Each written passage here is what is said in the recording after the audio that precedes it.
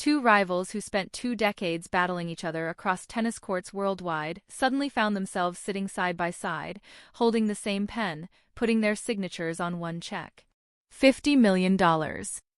Not for a new arena, not for an event, not for a marketing deal or even a charitable foundation or legacy venture with their names attached.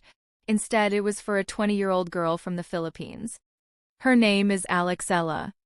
And if that name hasn't reached you yet, you're about to see why nearly the entire tennis world can't stop talking about her. Two icons of the sport, both billionaires, both champions who together collected 34 Grand Slam titles and built business empires most companies would admire. For the first time after retirement, they looked at the same opportunity and reached the same conclusion. This is the one. By the time this video ends, you'll understand why they made that decision, how everything unfolded, and what it means not only for Alex, not only for the Philippines, but for the future of women's tennis as a whole. Stay with me because this journey begins long before Miami. Imagine a 12-year-old girl stepping into the Rafael Nadal Academy in Mallorca, Spain. She arrived with her brother, Michael, carrying 2 rackets and a dream so big that most people might have laughed hearing it out loud. She wanted to win Grand Slams. She wanted to become the #1 player in the world. And she came from a country that had never produced a single player inside the top 100 in professional tennis history. That didn't intimidate her. She embraced it. Her name was Alex Eala. From day one, the coaches at the academy noticed something special that numbers alone couldn't explain. It wasn't only her movement, her shot-making, or her competitive drive. It was how she handled pressure as if it came at no cost. Success at the junior level arrived quickly. At just 14, she captured the Australian Open junior doubles title. A year later, she followed it with another doubles victory at Roland Garros. Then in 2022, at 17 years old, she stepped onto the court for the U.S. Open Girls Championship and achieved something no Filipino player had ever accomplished before. She won it. Singles, she claimed the title in straight sets, becoming the first Filipino ever to capture a junior Grand Slam singles crown. The tennis world noticed, made a quiet mark, and lightly underlined her name. But junior competition is one level. The WTA Tour is an entirely different arena. After turning pro, Alex did exactly what every serious athlete must do before reaching the spotlight. She put in the grind. The ITF circuit is tough and far from glamorous. Small events in places most people don't recognize. Early flights, limited prize money that barely pays for hotels, and long stretches away from family. It's where potential is either shaped into something real or slowly fades away. Alex didn't fade. She earned her first ITF title in January 2021, followed by another in Thailand, and then added more after that. The victories stacked up steadily, patiently, the way strong foundations are built, step by step, match after match. By early 2025, she was ranked 143 in the world. Solid, full of promise, but still not a headline name outside the Philippines, where she had already become a national icon. Globe Telecom had supported her since she was just 8 years old. A local supporter placed a racket in her hands long before she had any professional success. Nike had already signed her before the global audience fully understood her potential. These were genuine partnerships built on belief. Still, the wider commercial world hadn't fully recognized what was in front of them. That was about to change in the most visible, dramatic, and undeniable way. It was going to happen in Miami. Here's what it means to enter a WTA 1000 tournament as a wild card ranked 143 in the world. It means you're not expected to be there. It means the draw is packed with Grand Slam champions and players who've spent years inside the top 20. It means you're supposed to be an easy first match for someone else. On paper, you exit in round 1, maybe round 2 if things go your way. You are there to fill the bracket. No one told Alex Eala that story. First round, Jelena Ostapenko, a former French Open champion with a forehand that hits like a hammer. Eliminated. Second round, Madison Keys, reigning Australian Open champion and one of the top players in the world, performing at her peak. Defeated in straight sets. The tennis world shifted from quiet curiosity to loud attention. Who is this player? Then came the match that answered everything. The world #2. A five-time Grand Slam champion. The most dominant force on the WTA Tour in recent years. Iga Swiatek stood across the net. Alex beat her 2 straight sets. Controlled. Calm.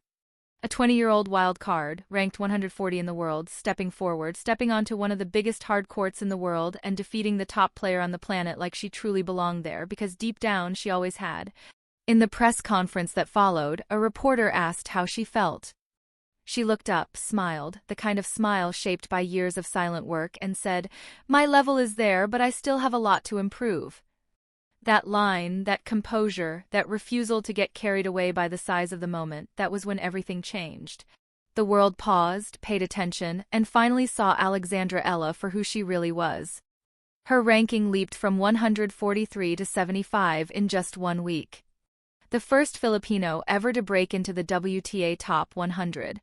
The first wild card in history to defeat 3 Grand Slam champions in straight sets at a single WTA tournament. Her social media following exploded past 350,000 almost instantly. Media in the Philippines didn't just report the story, they celebrated it like a national victory. And in Zurich and Mallorca, 2 phones started ringing. To understand why this deal happened, you have to understand who Federer and Nadal are today, not just as players but as businessmen. Roger Federer stepped away from tennis in September 2022. Since then, he hasn't slowed down, he's expanded. That 3% stake he took in Swiss running shoe company On back in 2019, bought for around $50 million when the company was valued near $2 billion, is now worth close to $500 million as its market cap has surged beyond $19 billion.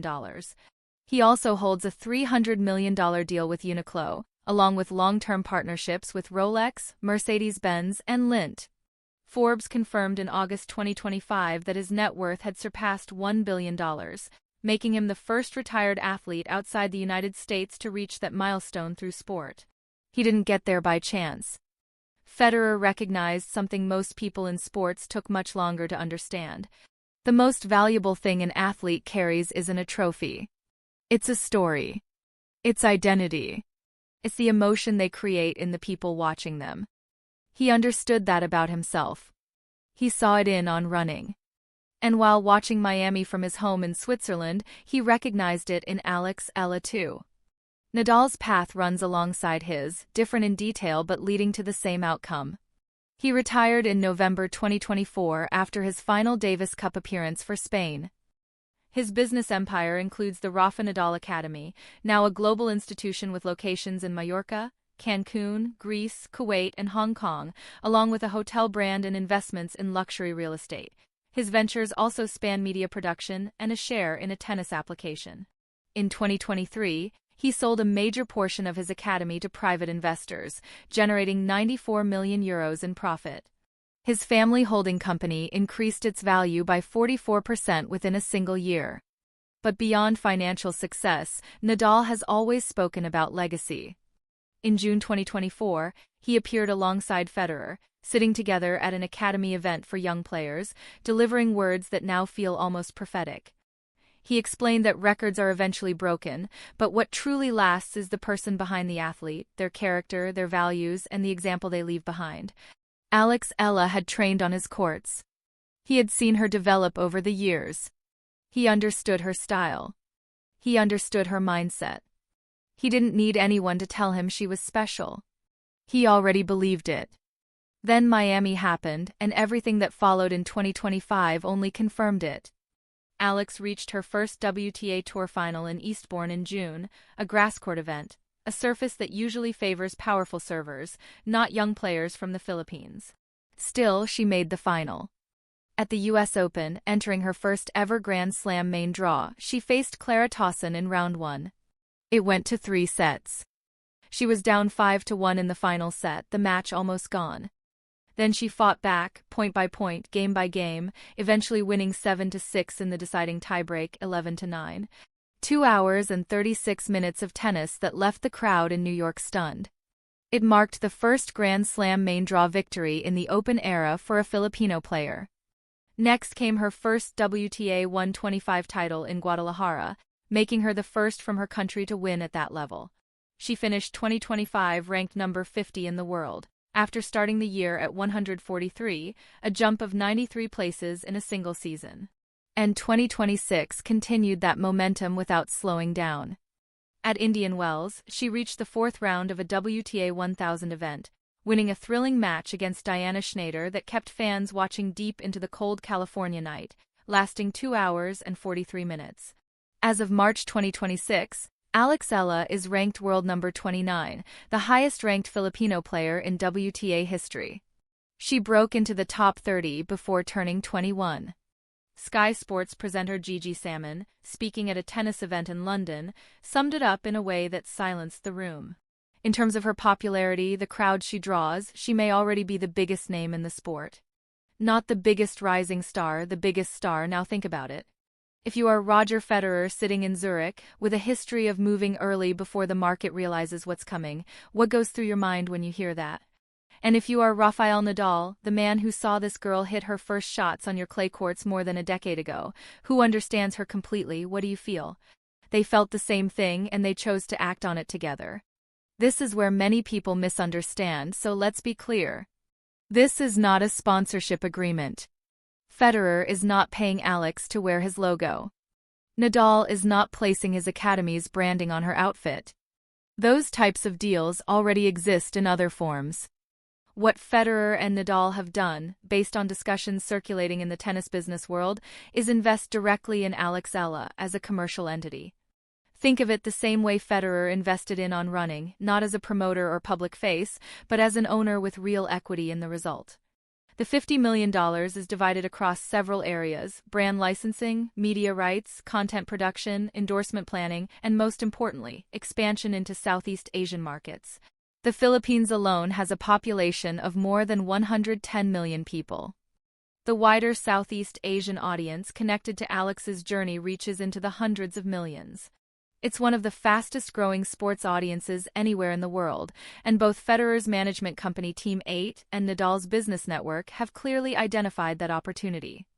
There is also something deeper that money alone cannot create. Alex grew up at the Rafa Nadal Academy. In the truest sense, she is a product of that system. For Nadal, investing in her brand is more than business, it is a continuation of his own legacy.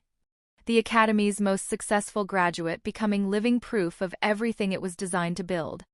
For Federer, this follows a philosophy he has applied since 2019. Identify someone whose story is real, whose influence reaches across cultures, whose appeal goes beyond the sport itself. Crosses every cultural line, whose integrity is unquestioned, and step in before the rest of the world realizes it. He did it with a footwear company. Now he's doing it with a person. For Alex, what does all of this represent? It means the two greatest ambassadors tennis has ever seen looked at her and said, "We believe in you." Not just for a moment, not just for a campaign, but for the long journey of a career that is only just beginning. She has said her goals haven't changed since she was 12 years old. She wants to win Grand Slams. She wants to become world number 1. And those who know her best, from the coaches in Mallorca to the people who watched her battle through years on the ITF circuit before anyone knew her name, say what sets her apart isn't only talent. It's the combination of talent and timing. She is 20 years old. She is ranked 29th in the world. She has defeated Keys, Ostapenko, Swiatek. She has climbed 114 spots in just over a year. She hasn't even completed a full season at this level. By any fair assessment, she is only getting started. Alex Eala began 2025, ranked 143 in the world. She enters the spring of 2026 ranked 29, the highest any Filipino player has ever reached in WTA history. She defeated 3 Grand Slam champions as a wild card, captured her first title, made her first Grand Slam main draw, reached her first WTA final, and now, in one of the most significant off-court moments women's tennis has seen in years, the two greatest players in the history of the men's game have jointly committed $50 million to her future. This isn't a fairy tale. It doesn't feel like one.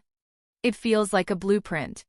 It feels like what happens when talent meets preparation. Preparation meets opportunity, and opportunity meets two individuals who have spent their entire careers recognizing exactly what a true champion looks like. The story of Alex Eala is just getting started and will be here for every chapter. If this video gave you something, if it surprised you, inspired you, or made you believe, subscribe right now. We cover the moments that truly matter in women's tennis. The rivalries, the breakthroughs, the business behind the scenes, the reality behind the headlines. Hit subscribe, turn on notifications, and we'll see you in the next one.